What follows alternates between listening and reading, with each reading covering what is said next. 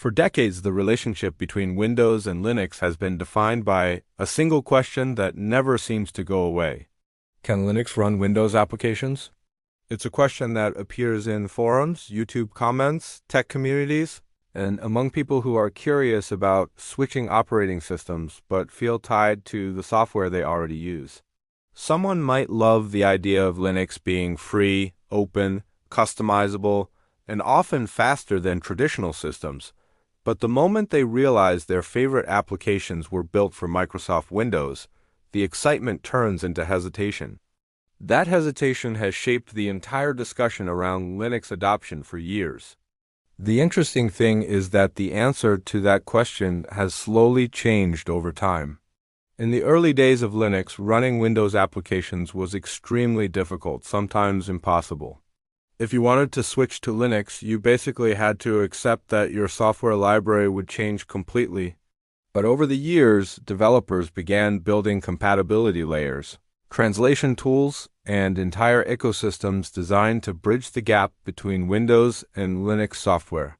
Today, it is actually possible to run a huge number of Windows applications on Linux systems, sometimes with surprisingly good performance. But there is a second, more complicated part of the story that many people don't talk about enough. Even though running Windows apps on Linux is more possible than ever before, it often doesn't actually solve the bigger problem people think it will. In many cases, it introduces new limitations, new frustrations, and sometimes it even defeats the purpose of switching to Linux in the first place. To understand why, we first need to explore how Windows applications can run on Linux at all. The most famous tool in this space is something called Wine. Despite its name, Wine is not an emulator.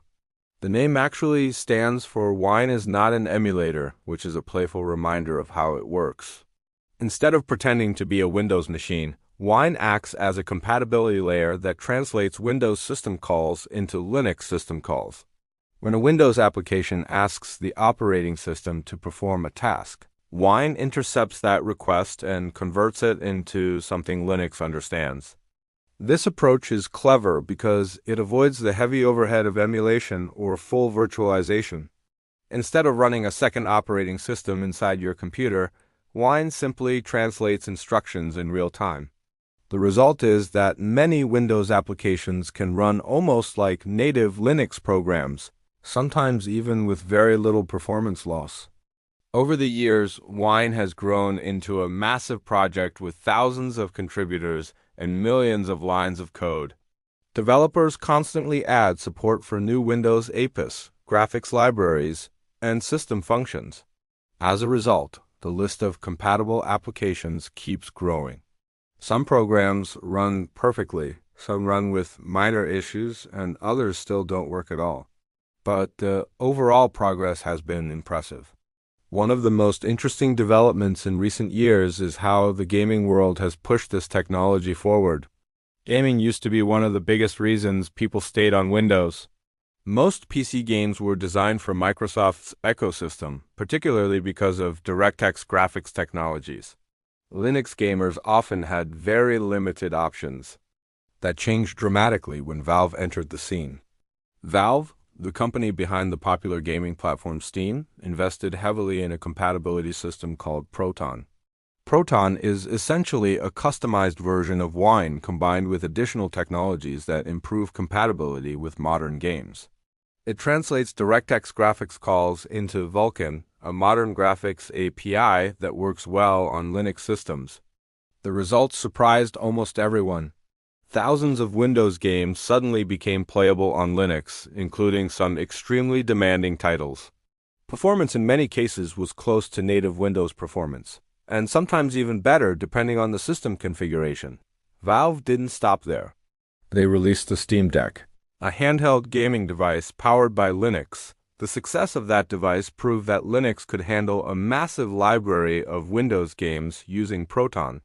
For many gamers, the idea of playing Windows titles on Linux stopped sounding experimental and started sounding normal. Outside the gaming world, there are also other tools that aim to make Windows applications easier to run on Linux. Tools like Bottles and Lutris create user-friendly environments that manage Wine configurations automatically. Instead of manually tweaking compatibility settings, users can simply install applications through pre-configured environments designed for specific programs. Another option is virtualization. Virtualization involves running a full copy of Windows inside a virtual machine on a Linux system. Programs like VirtualBox or other virtualization solutions allow you to install Windows in a separate environment that behaves like a complete computer within your computer. This approach has the advantage of near-perfect compatibility because the software is actually running on a real Windows installation. But it also has clear downsides. Virtual machines require more system resources, including RAM, storage space, and processing power. Graphics performance is often limited unless advanced GPU pass-through techniques are used, which can be complicated to configure. There are also hybrid approaches that combine different technologies. Some cloud services allow users to run Windows applications remotely and access them through a Linux system. In this model, the application is actually running on a remote server while the user interacts with it through a streaming interface. With all these options available, it might sound like the problem is basically solved. If Linux can run most Windows apps through compatibility layers, virtualization, or remote services, then why do people still say that Windows software compatibility is a barrier to switching? The answer lies in the word most. Running most Windows apps is not the same as running all of them, and the difference matters more than many people expect. Many professional applications rely on extremely specific system behaviors that compatibility layers struggle to replicate. Some programs depend on proprietary Windows components that cannot easily be translated. Others use advanced hardware acceleration techniques that behave differently on Linux systems. Even when an application technically runs, there may be subtle problems that affect real-world usage. Maybe a plugin doesn't load correctly, maybe a feature crashes occasionally, maybe updates break compatibility. These kinds of issues might sound minor on paper, but they can quickly become frustrating when you rely on a program for daily work. Another challenge is maintenance. Running Windows applications through Wine or similar tools often requires ongoing adjustments. When the application updates, the compatibility layer may also need updates.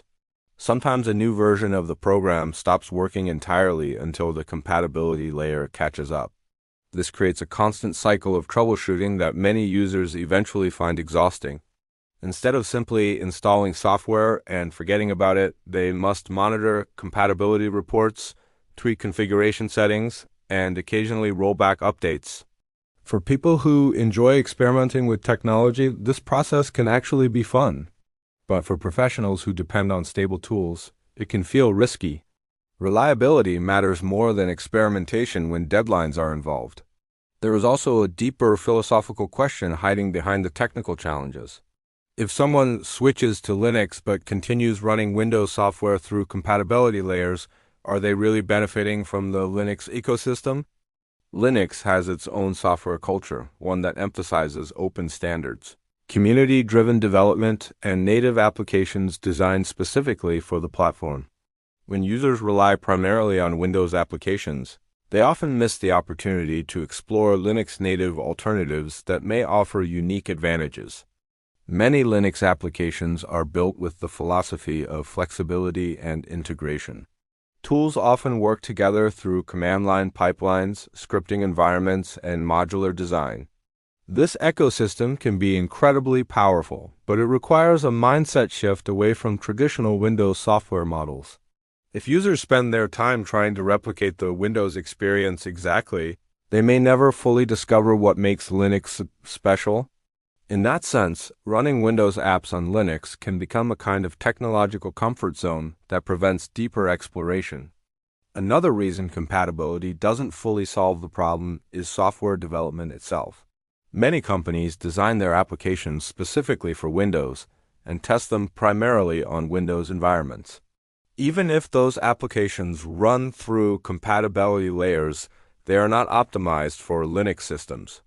This means that performance, integration, and user experience may never feel completely natural.